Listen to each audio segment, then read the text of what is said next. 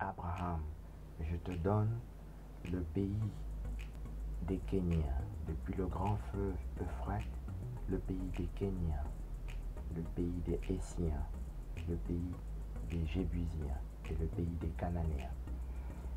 Genèse chapitre 15. Abraham reçoit le pays des Kéniens, qui nous permet de localiser pour la toute première fois de l'histoire le fleuve Euphrate, qui s'appelle donc Euphrate Kenya. Genèse chapitre 15. Euphrate Kenya, Kenite, in Genesis chapter 15. Kenya, beau-père de Moïse, livre des Juges, chapitre 1, verset 16. Moïse, la femme éthiopienne qu'il avait épousée, car il avait épousé une femme éthiopienne. Nombre chapitre 12, verset 1. Kenya veut donc dire Éthiopie. Kenite, Moses' father-in-law. The book of Jude, chapter 1, verse 16. Moses, the Ethiopian woman he had married, for he had married an Ethiopian woman. Numbers, chapter 12, verse 1. Kenite means Ethiopia. It is the promised land in Genesis chapter 15. Euphrate, Kenyan donc.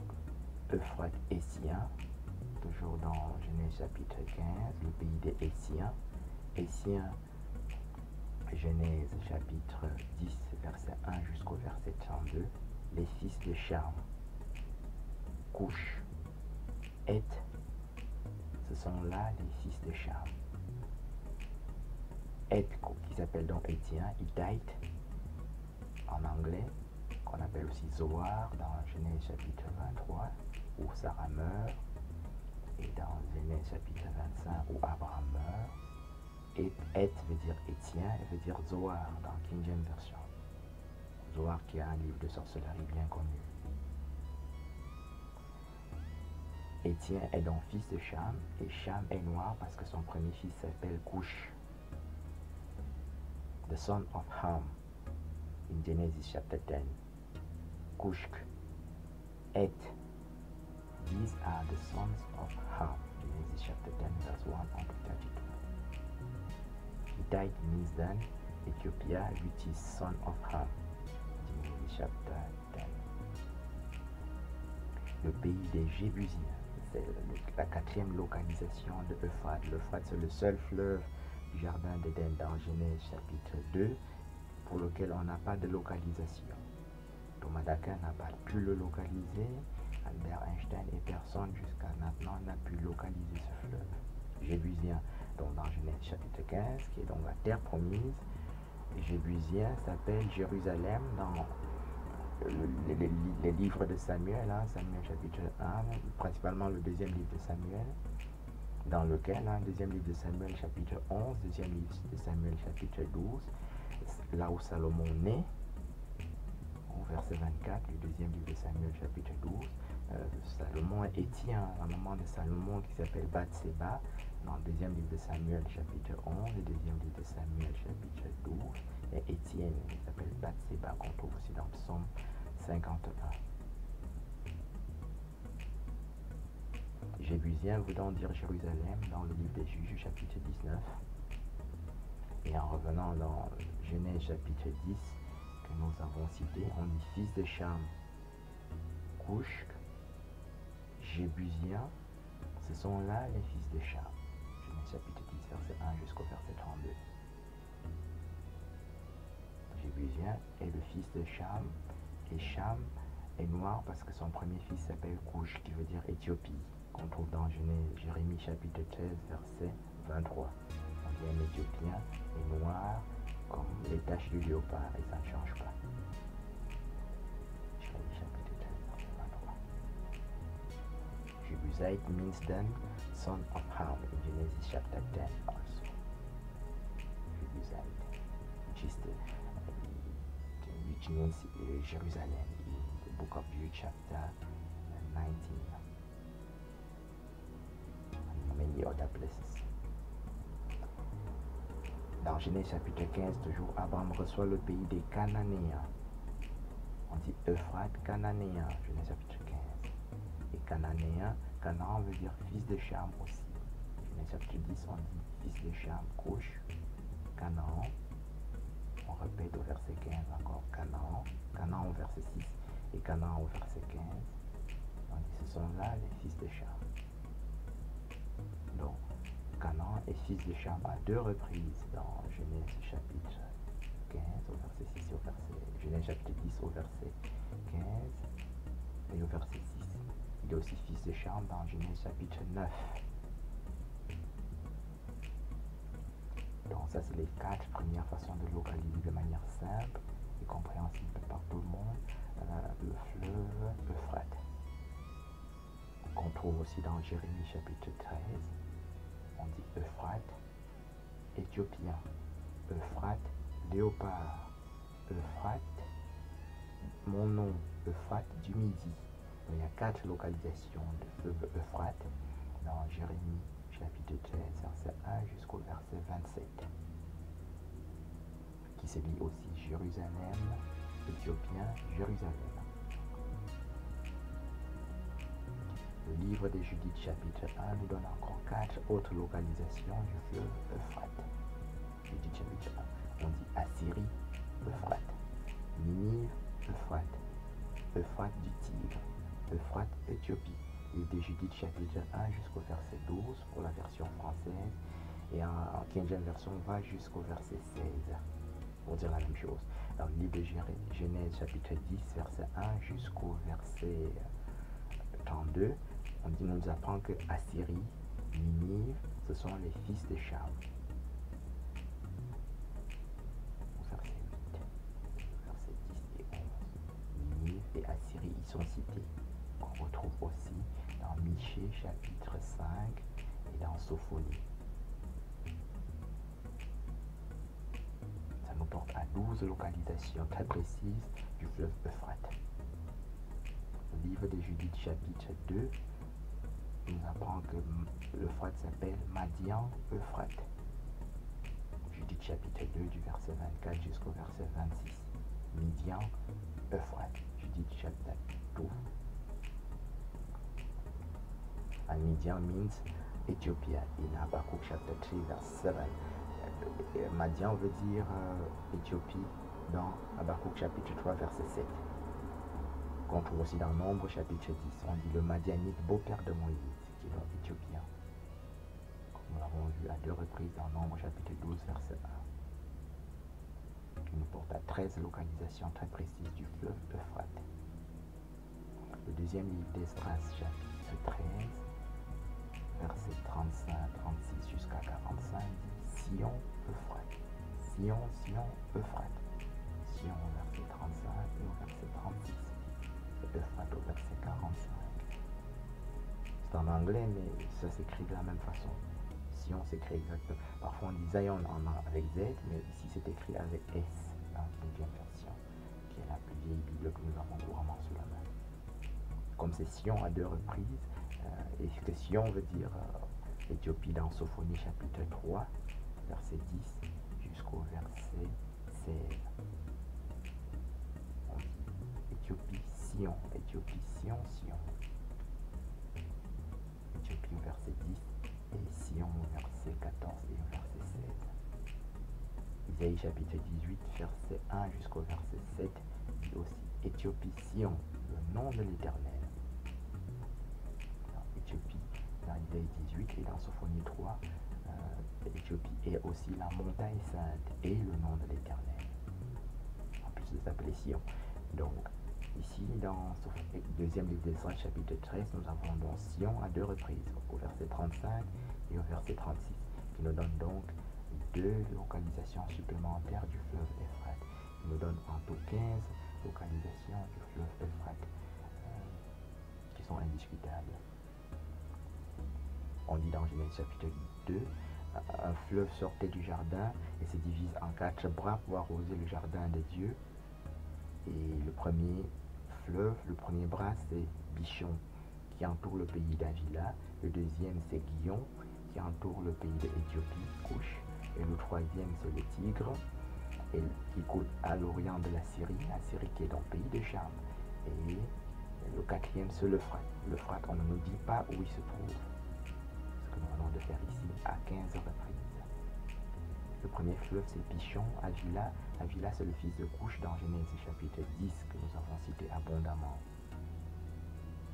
Nive, Assyrie, c'est aussi fils de Couche, dont dans Genèse chapitre 10 et dans plusieurs autres endroits de la Bible. Et l'Euphrate, pour lequel on n'avait pas de localisation, vient d'être localisé ici maintenant, pour la toute première fois de l'histoire. Et quant au Tigre qui coule à l'orient de la Syrie, toutes les cartes, 144 cartes que nous produisons, montrent que le Tigre se trouve donc en Éthiopie. L'Afrique s'appelle dans la Bible Éthiopie, qu'on appelle donc Kenya, qu'on appelle aussi Madian.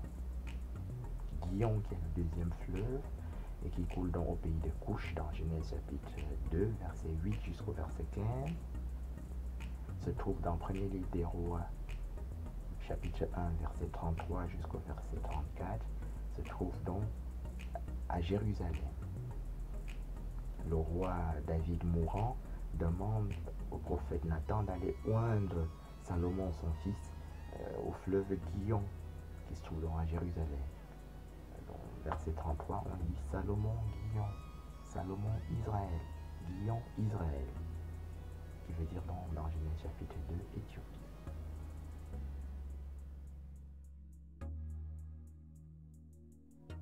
Deutéronome chapitre 1, verset 1 à 46 nous donne à nouveau 7 autres occurrences de Euphrate. Verset 2, on lit Horeb, Euphrate, Euphrate au verset 7. Moab, Euphrate, Moab au verset 5. Horeb, Euphrate, Horeb au verset 6. Le Midi, Euphrate. Cananéen, Euphrate. Liban, Euphrate. Euphrate, Horeb. Horeb ici à nouveau au verset 19. Nous avons 3 Horeb à définir. Horeb, c'est ce qu'on appelle la montagne du Sinaï, qui se trouve à Madian. Et Moïse, qui est égyptien, fuit l'Égypte dans Exode chapitre 2 et se trouve au pays de Madian dans Exode chapitre 2. Qui se lit donc Moïse, Madian, Séphora. Exode chapitre 2 du verset 20, du verset 15 jusqu'au verset 21. Sacrificateur de Madian, sacrificateur veut dire prêtre, lui donne sa fille Séphora dans Exode chapitre 2. Exode chapitre 3, on lit Moïse faisait paître le troupeau de son beau-père, le sacrificateur de Madian, jusqu'à la montagne de Horeb, la montagne de Dieu à Horeb, Exode chapitre 3, qui est la terre sainte, définie dans Exode 3 comme la terre sainte, le buisson ardent. Il rencontre le Christ. Donc Exode chapitre 3, verset 1 jusqu'au verset 15 définit donc la montagne de Dieu comme étant la montagne de Horeb, comme étant la montagne de Sinaï qui est la terre sainte. Ce passage d'Exode chapitre 3 est répété dans Actes des Apôtres chapitre 7, verset 29 jusqu'au verset 33. Horeb est remplacé dans Actes des Apôtres par Sinaï. Actes des Apôtres chapitre 7, verset 29 à 33. Ça s'appelle Madian Sinaï, qui est ici. Exode chapitre 3, ça s'appelle Madian Horeb. Dans les 3 Horeb que nous avons dans Deutéronome chapitre 1, c'est Madian Horeb. Madian voulant donc dire Éthiopie. Élie, dans le premier livre des rois chapitre 17 jusqu'à deuxième livre des rois chapitre 2, Élie le prophète fuit aussi à la montagne de Horeb, qui est dans la montagne du Sinaï. Il marche 40 jours et 40 nuits jusqu'à la montagne de Horeb, montagne de Dieu, qui est dans le Sinaï, terre sainte. Donc ça c'est les 3 Horeb, Euphrate, de Deutéronome 1. Après on dit Moab, Euphrate. Moab se trouve dans Genèse chapitre 36, verset 35. On dit Madian, Moab. Donc Moab est madianite, qui veut dire donc éthiopien aussi. Et on dit après Euphrate, le Midi. Le Midi au verset 7, le même verset 7 qui contient Euphrate, grand fleuve. C'est donc le Midi, Euphrate. Le Midi veut dire Israël, parce que c'est quand Israël est parti d'Égypte, le Cananéen, Canaan se trouve dans le sud. On dit le Arad, roi des Cananéens vit arriver, qui habitait le Midi vit arriver Israël. Donc quand ils sont partis d'Égypte, ils vont dans le sud de l'Égypte. Et Canaan se trouve dans le sud, tel que c'est décrit dans Isaïe, chapitre 30. Voilà. Ça s'appelle les bêtes du Midi. Le léopard, c'est une bête du Midi. Le lion aussi, Isaïe 30. Le léopard, le lion. Et le Liban, qui se trouve ici dans le verset 7 de Deutéronome 1, s'appelle aussi Liban, lion, léopard, dans Cantique des Cantiques, chapitre 5 et chapitre 4. Le Liban de la Bible, c'est dans le jardin d'Éden, et on y trouve des diamants et des lions et des léopards. Les autres Libans n'ont rien à voir avec le Liban de la Bible. Les autres Libans qu'on trouve sur cette terre aujourd'hui n'ont rien à voir avec le Liban de la Bible. Par ailleurs, il n'y a pas de juifs ashkénazes dans la Bible non plus, ni de hébreux ashkénazes, ni de sémites ashkénazes. Nulle part dans la Bible. Il n'y a pas de juifs par la mer non plus. Nulle part il y a la mère de Noé, la mère de Sem. Sem, c'est le fils de Noé. On ne connaît ni la mère de Noé, ni l'épouse de Noé qui donne naissance à Sem, sémite. Et on ne connaît pas l'épouse de Sem qui donne naissance à Héber, qui veut dire hébreu. On ne connaît pas la mère d'Abraham non plus. La mère d'Abraham n'est mentionnée nulle part dans la Bible. La mère de David non plus. Et hébreu veut dire Abraham l'hébreu dans Genèse chapitre 14, verset 13. Donc, Liban dans la Bible, c'est Liban diamant, Liban jardin d'Éden, Liban lion léopard. Voilà, les autres Libans n'ont rien à voir avec la Bible. Donc, et hébreu dans la Bible, c'est dit l'esclave hébreu dans Genèse 39, chapitre 39, verset 17. Abraham l'hébreu dans Genèse chapitre 14, verset 13. Les autres hébreux de la télévision et du cinéma n'ont rien à voir avec les hébreux de la Bible. Voilà. Donc pas de mère de Héber, pas de mère de David non plus, hein, pas de mère d'Abraham, nulle part. Voilà. Nous avons fait la recherche pour vous, ça n'existe pas. Donc, le Midi, c'est dans du Cananéen, Arad, roi des Cananéens, c'est dans Nombre chapitre 21, qui habitait le Midi, vit arriver Israël. Quand Israël quitte l'Égypte pour aller à Canaan, Canaan c'est dans le sud, dans Nombre chapitre 21, Nombre chapitre 23. Bien. Et Canaan, on a dans le verset 7 de Deutéronome 3, on a Cananéen, Euphrate, qu'on a déjà étudié, et Liban, nous venons d'en parler, et il reste donc Euphrate, Horeb, dans le verset 19. Ça fait 7 occurrences Euphrate. La seule chose qu'il fallait définir, c'était donc Horeb. Nous avons sauté pour aller dans Jérémie, parce que Jérémie, tout le monde voit ce que c'est qu'un léopard, alors qu'ici, pour définir Horeb, c'est un peu plus long.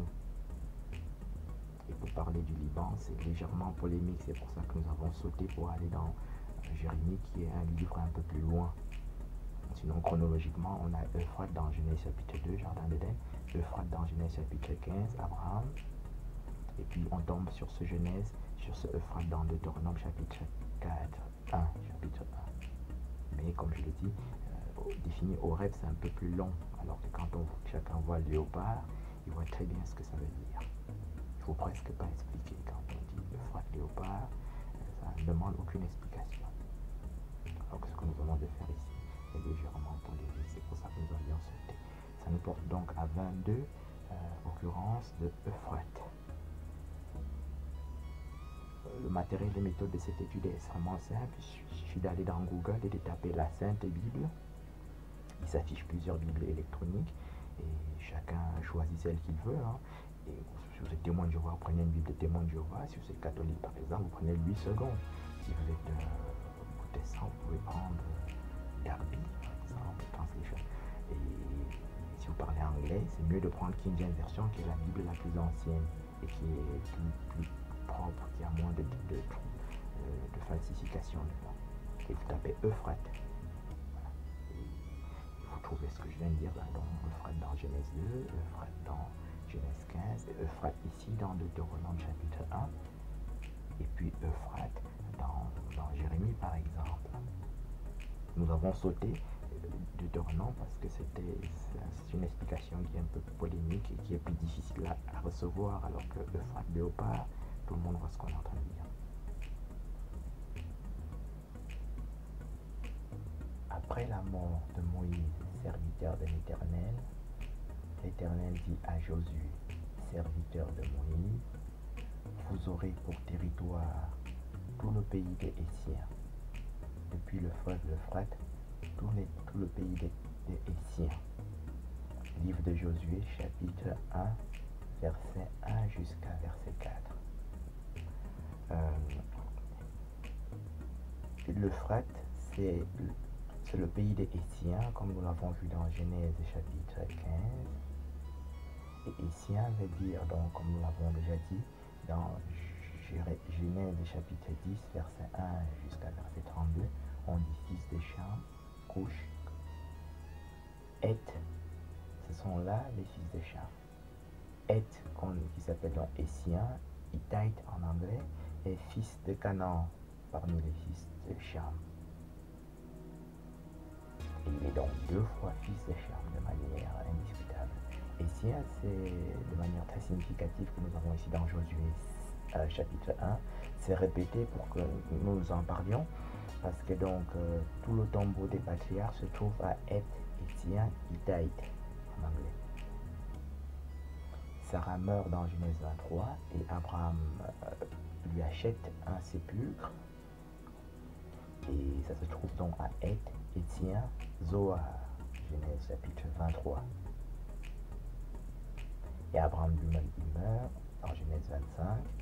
Et ses fils Ismaël et Isaac l'enterrent dans Genèse 25, dans le même sépulcre que Sarah, qui se trouve donc à Heth, toujours à Heth, Hétien, Zoar, Hittite. Zoar est écrit Z-O-H-A-R dans King James Version année 1611. Dans Genèse 13, 23 donc, et dans Genèse 25. Isaac, le fils d'Abraham, meurt et est enterré dans le même patriarche. Jacob meurt et est enterré dans le même patriarche, où se trouve déjà Léa, qui est l'épouse de Jacob, et Rebecca, qui est l'épouse d'Isaac. Cette partie que je viens de dire est résumée, comme je viens de le dire ici, dans Genèse chapitre 49, du verset 1 jusqu'au verset 33. C'est dans ce chapitre-là que Jacob meurt. Et avant de mourir, il rappelle avec ses propres mots à ses enfants, qui sont les 12 tribus, ce que je viens de dire ici. C'est-à-dire que il dit enterrez-moi à Heth, Hétien, Hittite, qui est le sépulcre propriété sépulcrale d'Abraham, à qui les fils de Heth, etc. Il parle comme je parle ici, et il dit là, Sarah a été enterrée, Abraham a été enterré, Isaac a été enterré avec Rebecca, là j'ai enterré Léa, c'est Jacob qui parle, et il dit, et après il meurt, et donc ses enfants l'enterrent donc à Heth, Hétien, Hittite, qui est dans une possession qui est chamite. Cham est noir parce que le premier fils de Cham s'appelle Couche. Jérémie chapitre 13, verset 23 précise de manière claire que Couche veut dire éthiopien, ça veut dire noir comme les taches de léopard, et ça ne change jamais. En Palestine, il n'y a pas de noirs là-bas, il y a très peu de noirs. Hein. Ce sont des noirs qu'ils ont importés très récemment par une opération comme ça, par des avions. Hein. Voilà, quand j'étais étudiant en médecine, ils ont pris des Éthiopiens, et voilà. Et les noirs dont on parle, c'est les noirs qui sont dans Cham. Ici, on veut dire c'est Cham qui est sur place, et Josué vient prendre possession du territoire. Et donc, comme nous l'avons dit, il n'y a pas de juifs ashkénazes dans la Bible, il n'y a pas de juifs égyptiens, il n'y a pas de juifs babyloniens. Les juifs, ça veut dire 12 tribus, et dans Ézéchiel 47 et 48, on précise que quand tu viens, la porte n'est pas fermée. Et quand on entre, on s'assimile aux tribus. Voilà, on entre dans une tribu et on reste dans cette tribu-là, dans la terre et dans les coutumes de cette tribu, de l'une des 12 tribus. On ne devient pas juif ashkénaze comme ça, ou juif égyptien, et voilà, on raconte des histoires à la télévision. Non, on est juif et on est dans une des tribus et c'est fini. C'est très précis. Hein. Dans Exode chapitre 12, on dit, à partir du verset 37, on dit Israël partit de Sukkot, en Égypte, pour Ramsès, au nombre de 600 000 hommes de pied, sans compter les femmes et les enfants. Une grande multitude de toutes les espèces se joignait à eux. Donc quand l'Égypte est sortie, quand Israël est sorti d'Égypte, dans Exode chapitre 12, Il y a plusieurs personnes qui sont venues avec eux parce qu'ils avaient vu que Dieu est avec eux. C'est comme ça que c'est précisé dans Zacharie chapitre 5. Disons, on dit qu'il y a quand tout le monde va venir se joindre à Israël lors de l'Exode. Et les gens qui viennent, ils viennent pas en disant je suis juif égyptien, moi je serai juif, je sais pas moi, babylonien ou juif français ou juif ashkénaze, non. Donc ashkénaze apparaît que 2 fois dans la Bible, et dans Genèse chapitre 10 et dans le livre des Chroniques. Et quand vous tapez donc, en ouvrant une Bible électronique, si vous tapez ashkénaze, vous n'aurez jamais attaché ni à juif, ni à sémite, ni à hébreu. Juifs dans la Bible, c'est dans les 12 tribus qui sont résumées dans les 12 tribus depuis Ruben jusqu'à Ruben le premier-né, jusqu'à Benjamin le dernier-né. On dit Ruben, Simeon, Lévi, etc. Jusqu'à Benjamin, Joseph le 11e et Benjamin le 12e. Et la tribu de Judas, c'est la 4e tribu, qui est la tribu des rois. La tribu de Moïse et de Josué, c'est la tribu des Lévites. La tribu de Aaron aussi. Ruben, Simeon, Lévi, et on tombe sur Jacob, sur Judas, et dans la tribu de David et de Salomon. Dans Genèse 49, ils se trouvent tous en Égypte où Joseph s'y trouvait avant eux. Joseph le 11e fils, Benjamin c'est le 12e. C'est ça, juif, c'est ça, hébreu. Il n'y a pas de 13e tribu. Hein. Les savants ashkénazes ont déjà précisé ce que je dis là. Marek Alter, hein. Plus récemment Shlomo San, Benjamin Friedman et Arthur Koestler. Tous les savants ashkénazes authentiques, donc hein, les savants, c'est pas ceux qu'on présente à la télé. Hein. Éric Zemmour, comme ça, il est plus crétin même que Jacques Attali. Hein. Voilà. Et Albert Einstein aussi. Le savant, c'est celui qui dit une vérité, parfois qui reste méconnu. Donc, et sien ici est précisé pour nous rappeler, pour nous amener à dire ce que nous venons de dire ici. Tout le tombeau de Patriarche est faux, c'est du début jusqu'à la fin. Et il n'y a pas d'étoile de David dans la Bible non plus. Hein. Donc, si vous tapez David, il y a beaucoup de David parce que David a écrit 150 psaumes, c'est lui qui a écrit le livre de Samuel, etc. Le livre des Chroniques, donc le livre des Rois. Donc, vous aurez beaucoup de David, mais en 3-4 heures, vous pouvez lire tous les David, tous les versets attachés à David. Il n'y a pas un seul verset où David soit attaché à une étoile. Ça n'existe pas. Donc, si vous ouvrez, vous prenez, vous tapez la Sainte Bible, vous cliquez sur une Bible quelconque, et dans la cette Sainte Bible, il y a un moteur de recherche qui ressemble, qui se présente comme Google, vous tapez dedans David. Il y a beaucoup de David parce que, je répète, il écrit 150 psaumes, donc voilà. Ça prend 4 heures, vous lisez en 4 heures, il n'y a pas de David étoile, nulle part. Après, vous tapez Salomon, il y a un peu moins de Salomon, ça prend 2 heures, et il n'y a pas de Salomon étoile, nulle part. Bon, il y a un chemin plus court. Vous faites ce que je viens de dire, vous ouvrez la Bible, vous tapez étoile. Il n'y a pas beaucoup d'étoiles, hein, une trentaine d'étoiles, même pas. Là, ça prend 15 minutes, vous verrez aucune étoile David, aucune étoile Salomon. Quand vous tapez étoile dans la Bible, il n'y a pas d'étoile de David, donc. Hein. Que l'étoile de la sorcellerie, hein, qu'on appelle l'étoile de Mammon, etc. Hein. Amos, chapitre 5, verset 25-26. L'étoile ça s'appelle l'étoile du Dieu enfant. L'étoile de Baal, l'étoile de Moloch. Amos, chapitre 5, verset 26. 25-26. 25, 26. Répété dans Actes des Apôtres, chapitre 43. Qu'on trouve aussi dans le deuxième livre des Rois, chapitre 17, verset 1 jusqu'au verset 24. L'étoile de la sorcellerie, dont on appelle l'étoile de Moloch, qui permet de livrer, on dit livrer leurs fils et leurs filles au feu. Donc c'est l'étoile de l'usure pour faire la guerre, et la guerre, ça s'appelle livrer les gens au feu. C'est l'ancien culte de Moloch qui a été amélioré. Avant, on donnait un fils à la fois.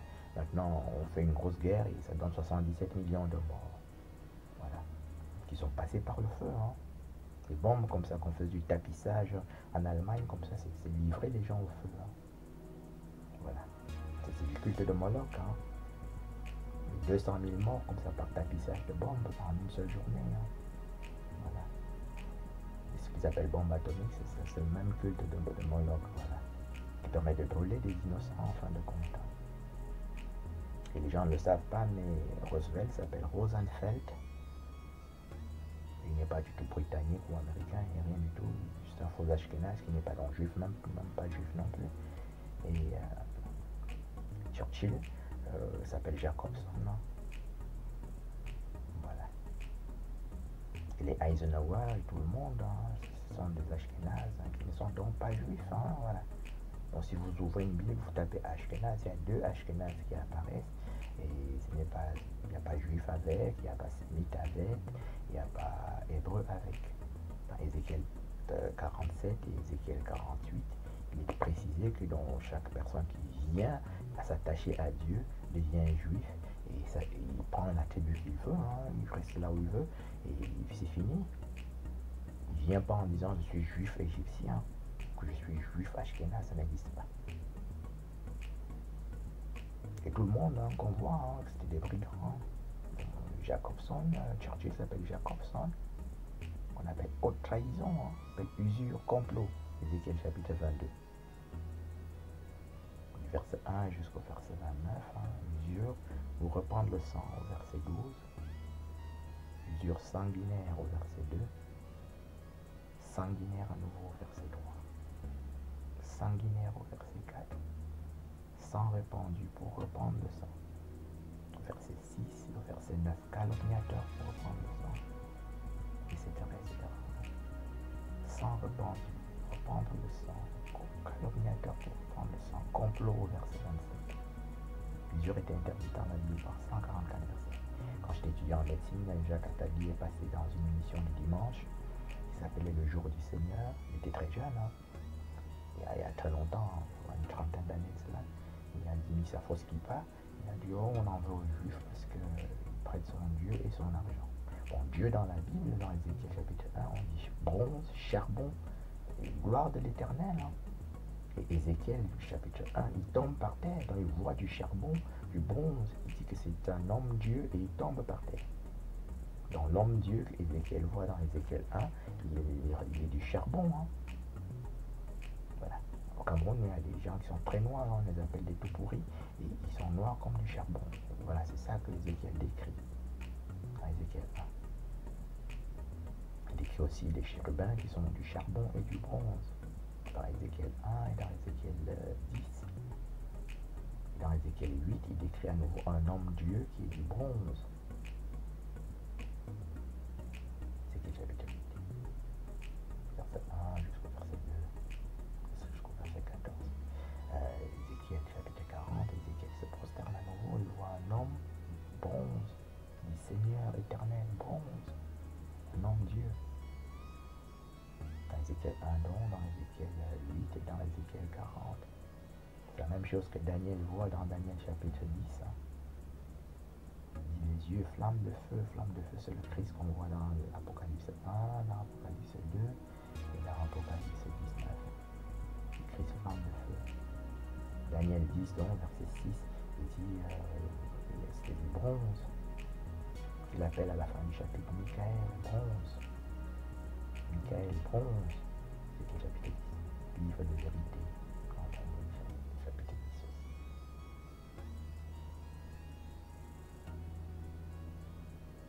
aussi. Ça fait 4 fois en bronze, Dieu.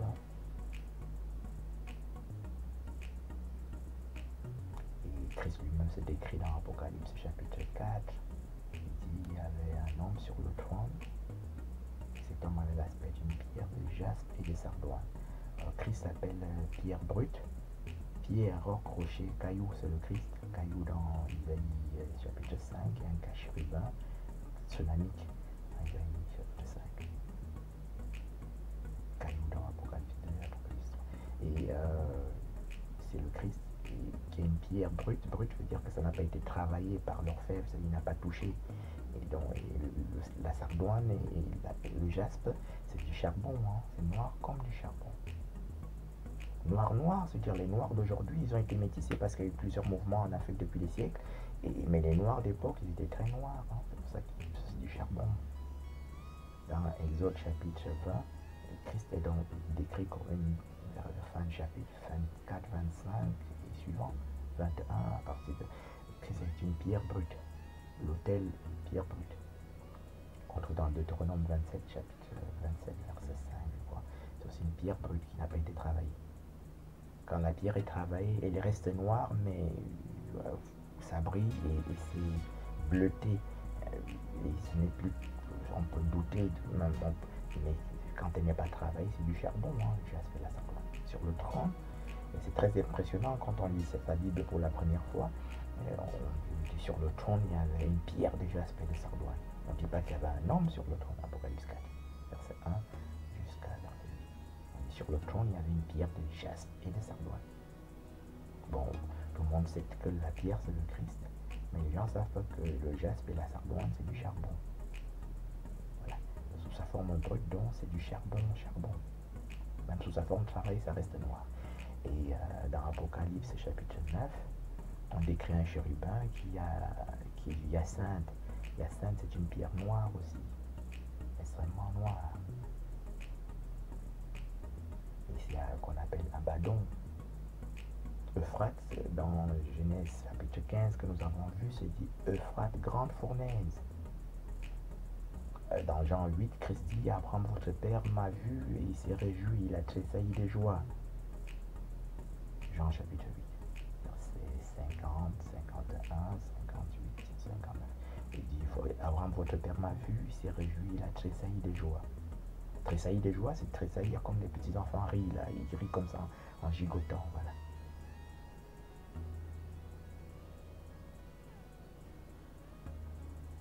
Et Abraham a vu le Christ dans tous les chapitres de la Genèse que nous avons vus là. Il décrit donc le Christ dans Genèse 15, quand nous avons étudié les derniers versets, mais les premiers versets, Abraham dit éternelle, grande fournaise, éternelle, grande fournaise de flammes fumantes. Donc c'est le nom qu'Abraham donne à Christ, grande fournaise, que nous retrouvons donc ici dans Apocalypse 9, où Christ se présente comme un chérubin hyacinthe, feu fumé, hyacinthe, 7 fois fumé. On dit Israël est plus noir que le charbon, dans Lamentation chapitre 4, verset 8. Charbon, c'est dans la version, la King James version, qui est la plus vieille version, qui a 400 ans, mais dans la version 8 secondes des catholiques, on dit plus noir que la fumée. La fumée est noire, hein. Bien. Et on ne dit pas de fumée sans feu, donc le charbon, etc. Chaque fois qu'il y a du chérubin, il y a du charbon, du feu et de la fumée. Et ici dans Apocalypse 9, on a donc le Christ qui est 7 fois, qui est un chérubin, 7 fois fumé. Et pierre noire sous forme de hyacinthe. Les anges, c'est des étoiles et c'est de la fumée. Dans Isaïe chapitre 6 aussi, on dit séraphin, fumée. Apocalypse chapitre 15, verset 1 à 8, on dit 7 anges fumés. Gloire de l'Éternel.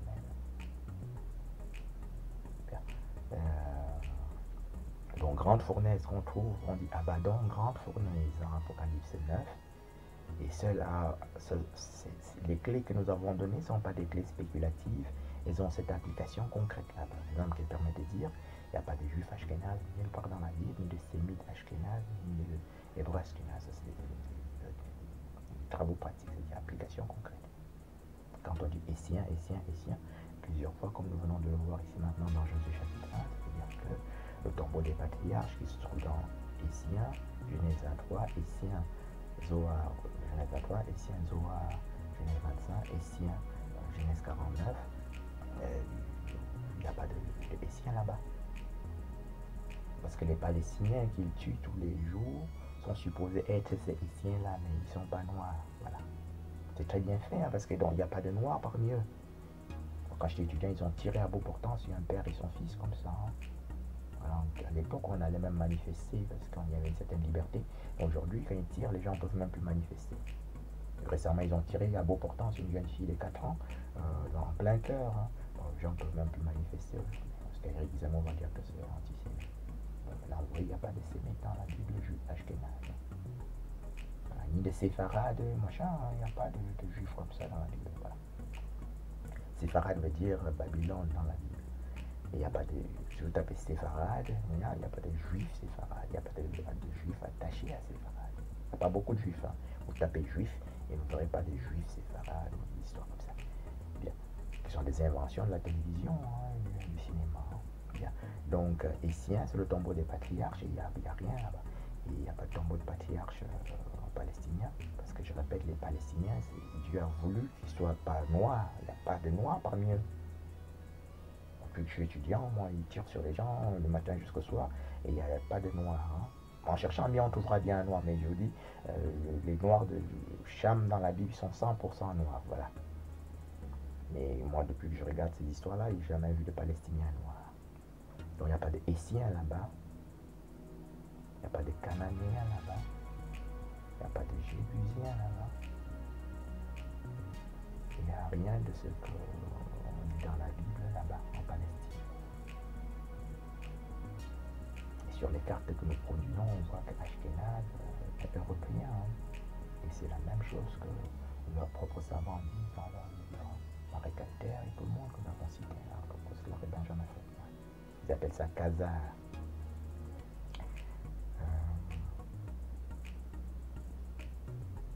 Donc Christ est une pierre noire de jaspe et de sardoine et de hyacinthe. Donc ce qu'on appelle pierre noire, c'est le Christ. Hein. Et Ismaël dans la Bible est noir tout le temps. Hein. Dans Genèse 25, on dit Abraham, Madian, Ismaël. Ismaël, Kédar.